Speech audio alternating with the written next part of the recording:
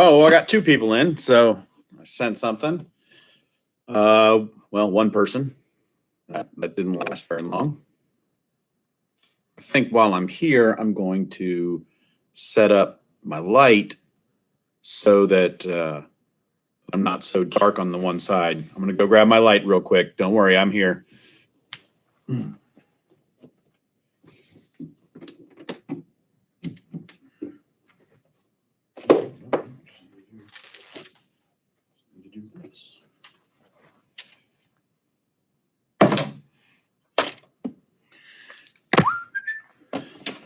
How's everybody doing today? All right. And there we go. Oh, that's much better. Amazing what a little light will do.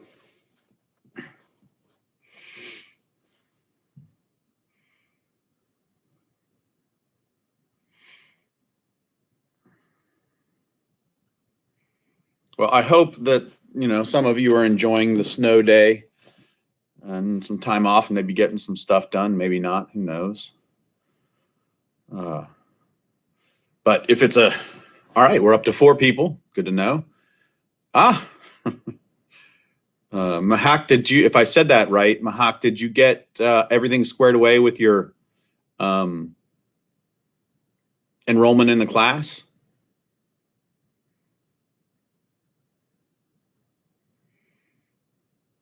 And I'm good. It's just been cold, and I got to go out and do a little bit of walking in the snow, which is always nice.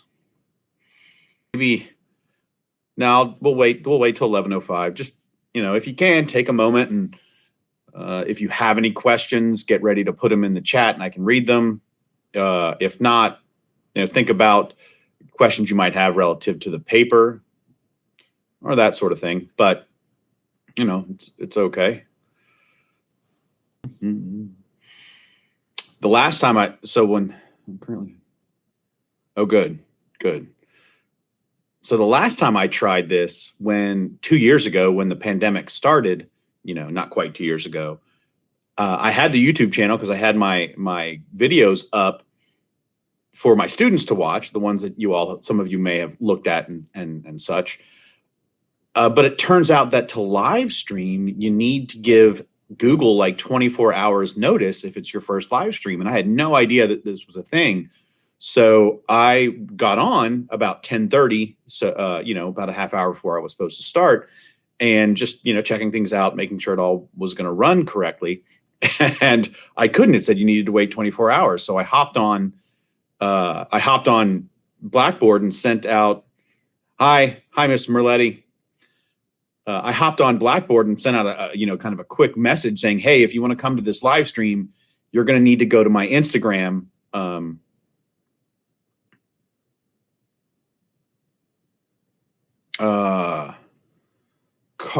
Kai, I'm not sure.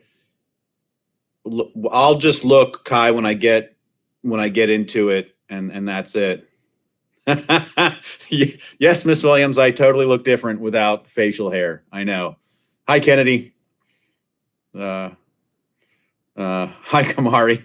I'm doing all right. It's always interesting. But yeah, so I actually was doing my first live stream on my Instagram account. And on the Instagram account is just woodworking stuff. And so a bunch of people were coming in who followed me, and I'm like, nah, we're not doing woodworking. We're doing philosophy. I'm not so sure that's what you wanted. Okay, it is 5 minutes. Good morning, Raven. How are you doing? Good morning, Destiny. I'm doing all right. I'm happy that people are showing up. All right, so we're at 14. That ain't so bad. So I'm going to go ahead and get started. Hello, Angel. Hello, Mason. How you doing? Michael, how you doing? All right, so if you have questions about the paper, you're more than welcome to type them in. Good morning, Amya. If I said that right, if I didn't, I apologize. Type them in, but one thing to warn you about, I'm really not going to be answering the questions. Like, I'm not going to do the work for you, right? Because this paper that you're going to turn in tomorrow is really a test for me to see how well you're doing reading the material.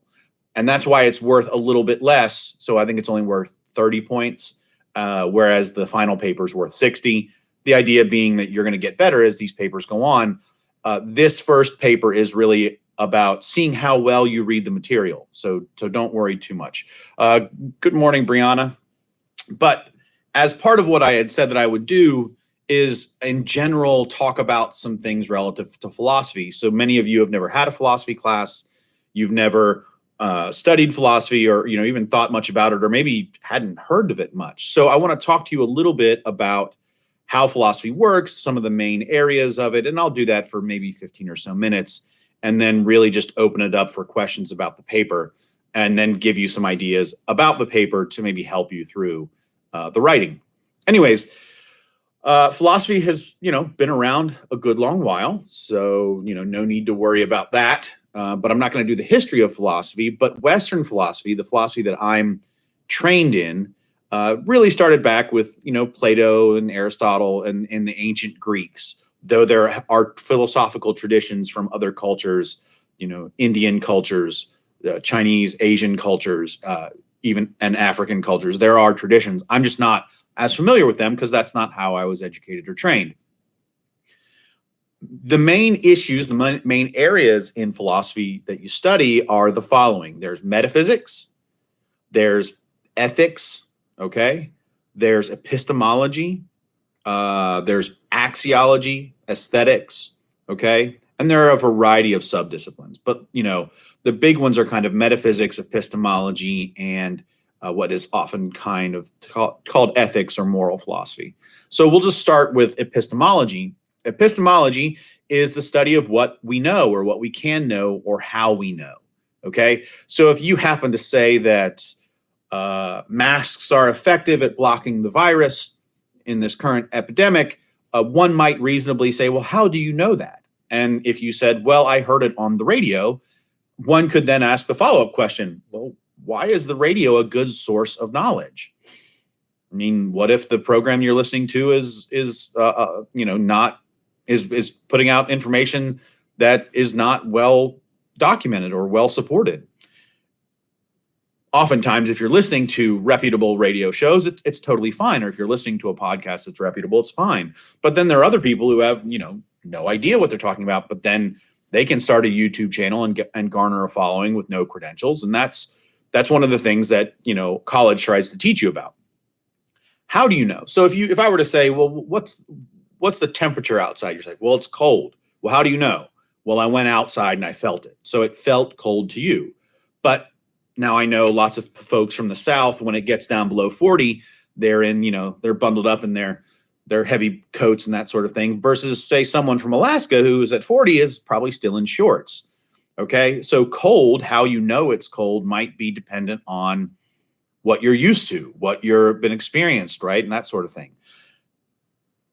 Knowledge is an important thing. We use a lot to say that we know things and we make decisions about how we're going to, do things in our lives, like wear a mask, get the vaccine, or whatever else.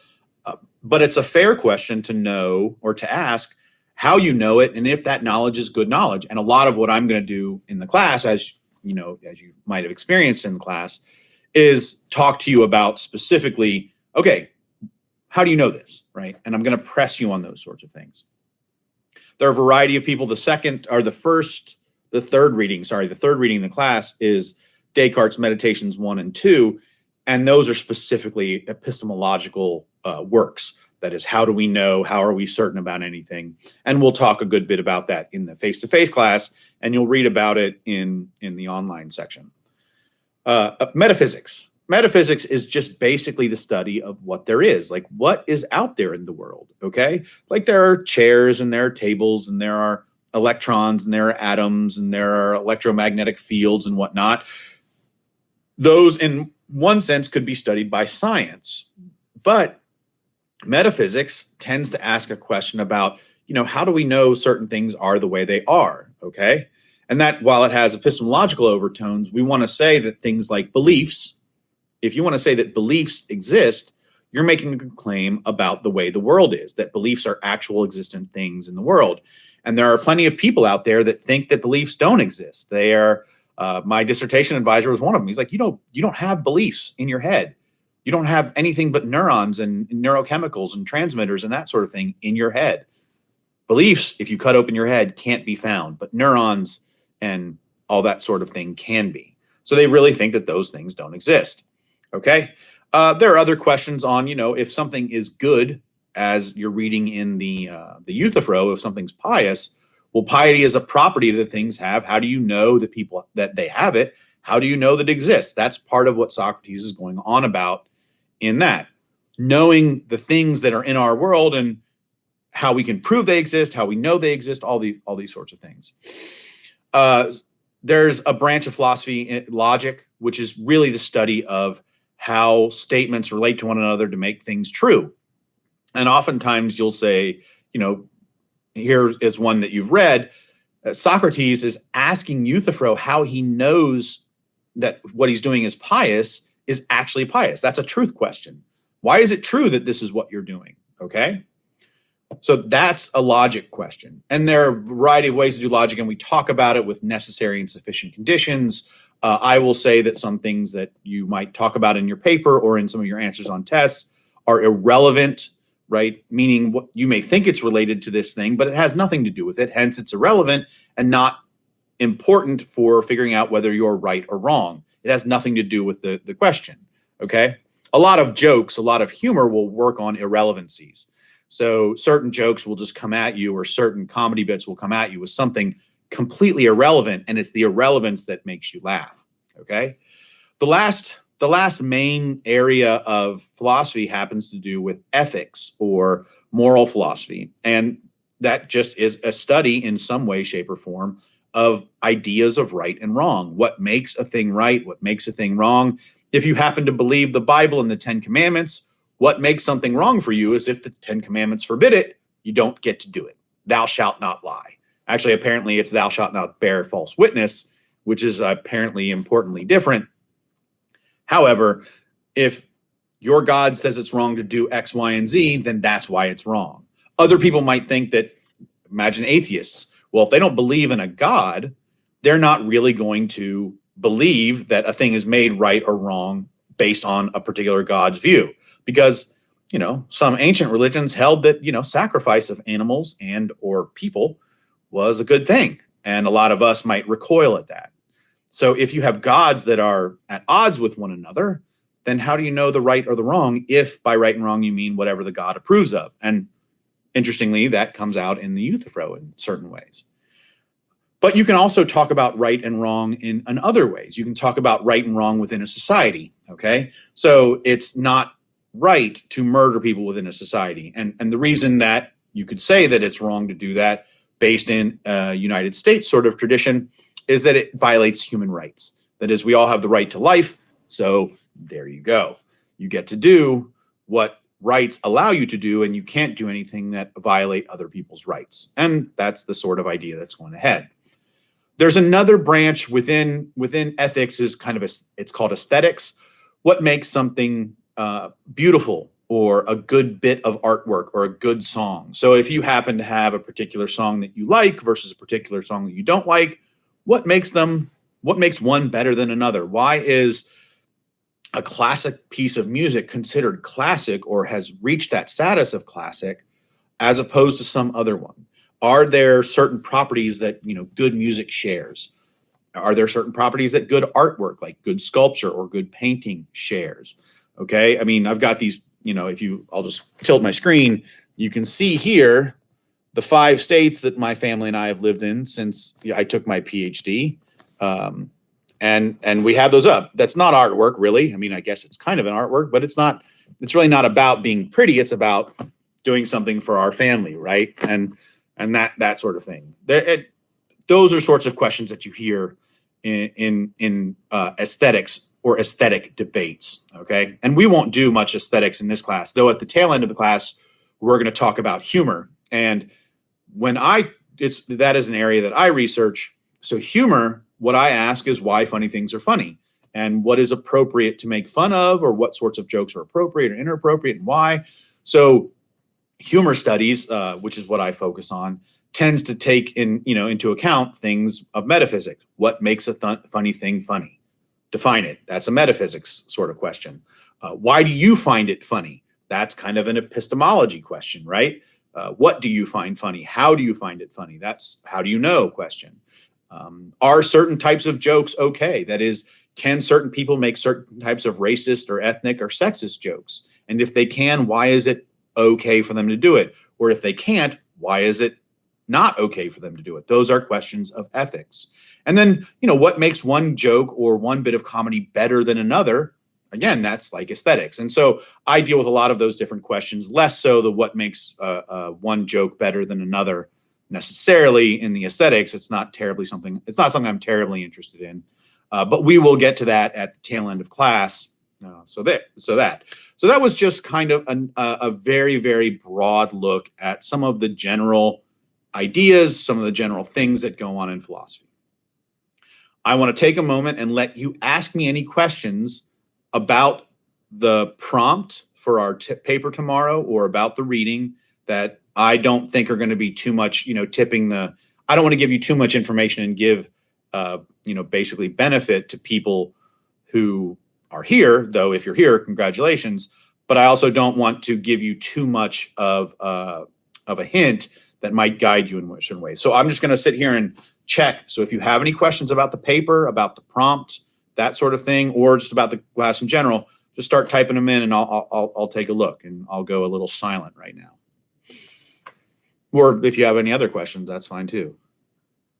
Yeah, you can ask questions about the language, sure. If you want to actually, type in some sort of sentence or copy and paste a sentence in there, I'm more than happy. Oh, absolutely, Mason. You should. That's why the video is there, right? It's to help you understand. The video is there to give you. You're not just going in cold. You're allowed. You watch it so that you can kind of, oh, this is what it's going to be talking about. Here's some general ideas, and then you're going to be able to read it more effectively. Absolutely. So, Amya, if you have a question about the language, just ask away. Yeah, and if you all feel frustrated by the use of language, or the way that Socrates tends to feel like he's never letting anyone get an answer in, or he's punching, he's finding holes in all the answers, and he's kind of being mean about it, that's fine. Okay, and impiety, again, is not always the opposite of piety, and also the same with itself, having as impiety one notion which includes whatever's impiety. Yeah, I can see why that one's I can see how that one confuses you. Okay, so let's look at that statement. It's a really good question. Okay, it might be the case when you have this thing, piety and impiety. It might be, as you look at it, that impious isn't exactly the opposite of pious. Okay, and if it's the case that impiety is not the exact opposite of piety, then they're not opposite concepts. They're different. They're meaning different things. So to be pious means that you're doing X, Y, and Z. And to be impious means not that you're doing not X, Y, and Z, but you might be doing something else. So unhealthy is not, in a sense, the direct opposite of healthy. Okay. And I'm making this up on the fly because actually, Amya, you're the first person that's ever quoted something in a text to me in class in a very long time. So congratulations for having that very specific question. Those are questions in general, if you're doing the class, that I really enjoy students asking when they say, hey, I don't understand this part. But back to it. So I can be unhealthy in a variety of ways, right? I can think about drug use relative to healthy, correct? I have bad knees, so oftentimes I take ibuprofen to help quell the swelling that, the inflammation that makes my knee pain worse. Okay. But someone could use drugs, and ibuprofen is a drug, and someone could use drugs like, weed or opioids, like we've seen the opioid epidemic. So drug use itself, not to use drugs is to be healthy, and to use drugs is to be unhealthy. That doesn't seem correct. One can be healthy and use drugs. I use ibuprofen. Oftentimes people, take drugs to make sure that they don't have, mental issues, right? Overuse of drugs is the problem, but overuse of ibuprofen would also be a problem. So do you see how they're not opposites? What we're doing is, it seems like impiety has some additional ideas in it, drug use to an extreme for reasons not related to health, versus drug use that is done in the support of health, right? So drug use itself is neither pious nor impious. It's the use of drugs to what ends they're being done, and in some cases, the amount of drug use that you're using. Does that help you, Amya, with kind of understanding what he means by impious is not necessarily the opposite of piety, or impiety is not the opposite of piety?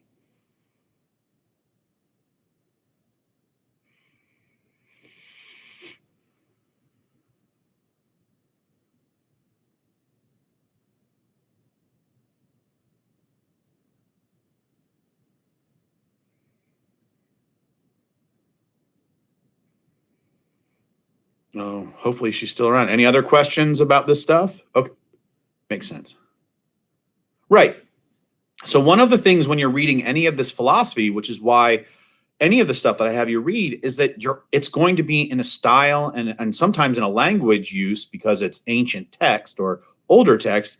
It's not a type of language that you're used to. You're going to have to take time and get used to how they say things and why they say things and that sort of thing. Hello, Francesca.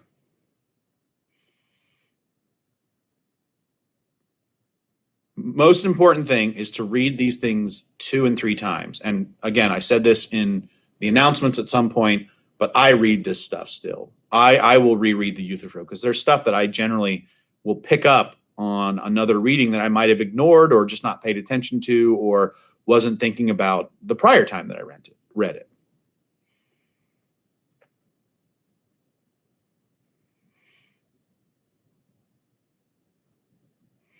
Other questions?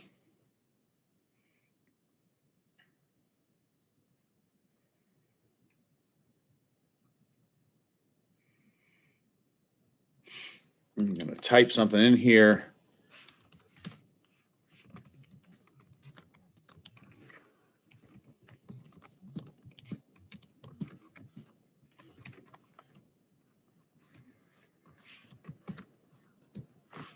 So if there are no more questions, then I have no problem ending, in a few, basically by 11:25 or 11:26 by my clock. So we'll just hang out until then. Let's see, that's a couple minutes or so. Let me see if there's anything else I can tell you. The prompt is under the links, under the tests and assignments link in the sidebar.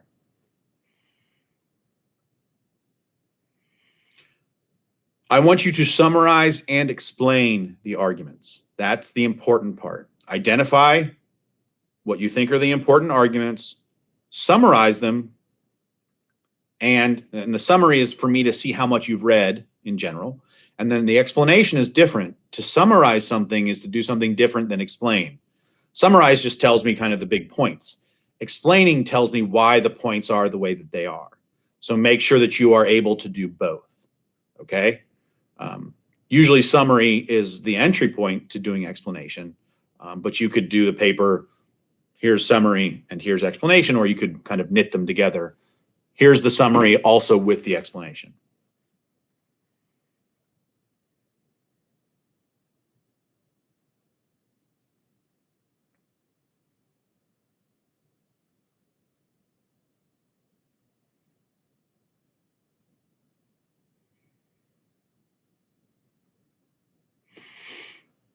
We'll give it about another minute if there are no more questions, and then we'll sign off.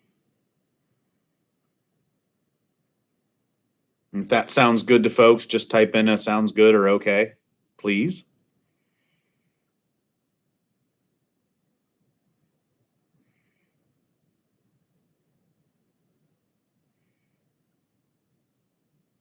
You do not need to stay within the word count. Now, if you're at like 10 pages, you've probably done something wrong.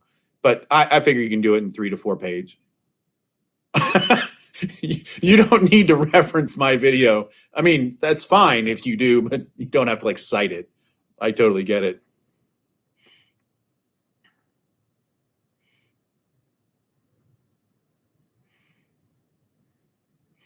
All right, we'll give it one more minute.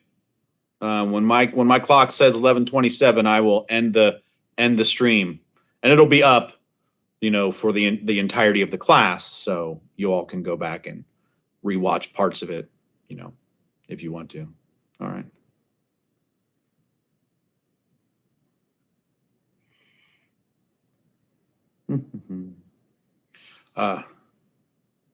Is there a specific format for the writing assignments? Yeah, I understand. So you would just want to submit a paper, okay? So whether it be attached as a PDF or a Word document. Do not do like pages or that sort of thing. I can't open those files on my computer. I know that 12-point font, single spacing, double spacing. I'm not terribly worried about that sort of thing. I just need to be able to read it. Okay, Mr. Flowers. Yes, there are right and wrong answers. I know people like to say, well, it's philosophy. It's just kind of what you think. That is absolutely and without a doubt false, because what you think and what I think are different, and I'm in a better position to know the right answer.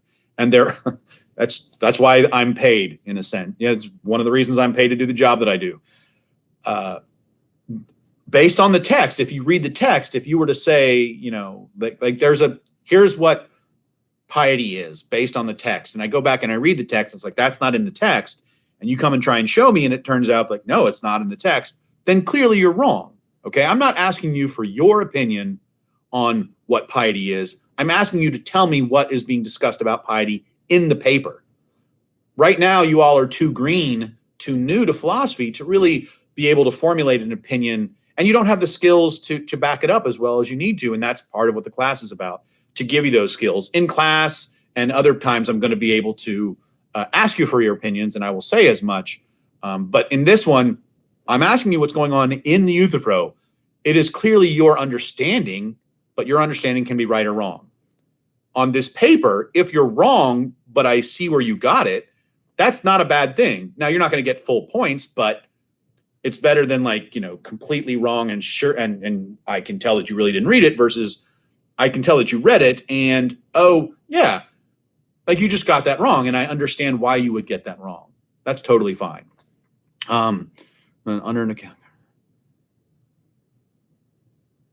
Kai, I'm not sure. When I do my grading, we'll figure it out. If it turns out that I can't read it, I will just send you an email, or I'll put a note in the response saying that you need to either email it to me directly. And that's fine. I'm not going to, it's not late at that point. If there's some sort of technical glitch that is you uploaded it in a Pages document and I can't read it, I'm not going to, we're just going to get it to me, and then I'm going to grade it, and that's fine. Mahak, absolutely. This paper is based on what's in the text and not your opinion of the good or rightness or wrongness of the text.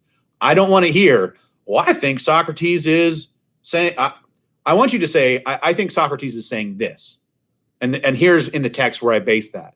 I don't want you to say, Socrates is wrong. Because no, you don't get to say that just yet.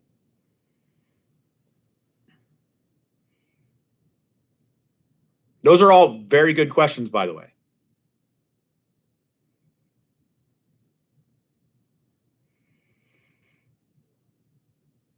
Are we good? Because we've gone a little bit beyond. I mean, I'm fine to stay longer and ask more questions. Miss Nicole, I have no idea. You have to be able to log into Blackboard, and you should be able to see it under tests and assignments. That's it. If you're looking for the login, if you're looking for the online reading, it's in the syllabus.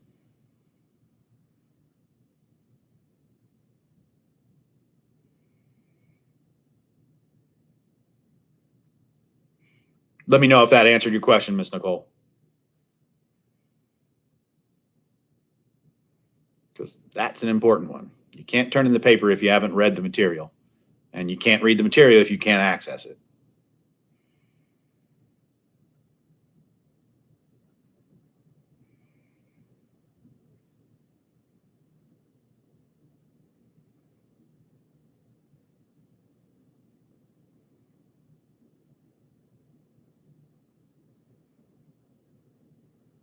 Okay, sounds good. All right, one more minute. If there's, by the time it hits 11:32, if no new questions popped up, I will end the stream and hopefully see those of you.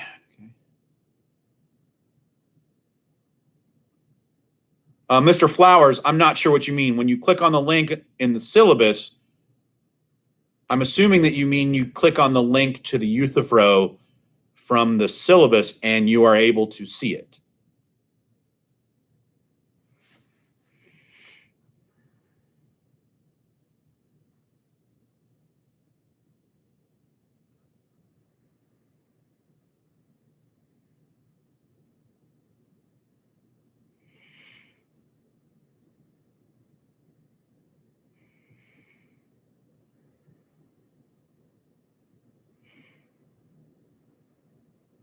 Oh, okay, good. Yes, right. Perfect.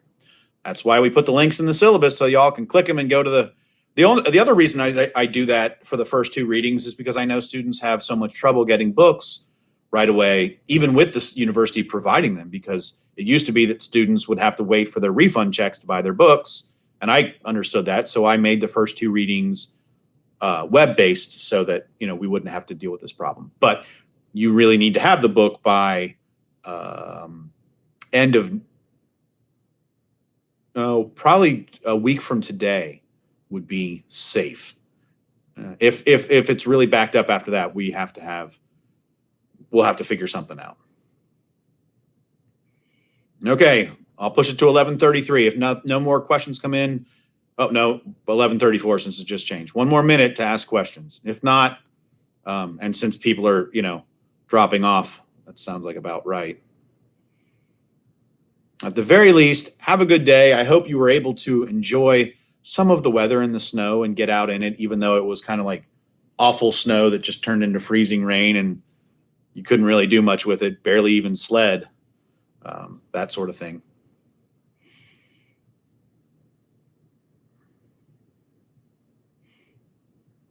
All right. So, and last thing, someone can send me, should I grow the beard again or do I look better without it? That's the big question. My family was not necessarily a big fan of the beard.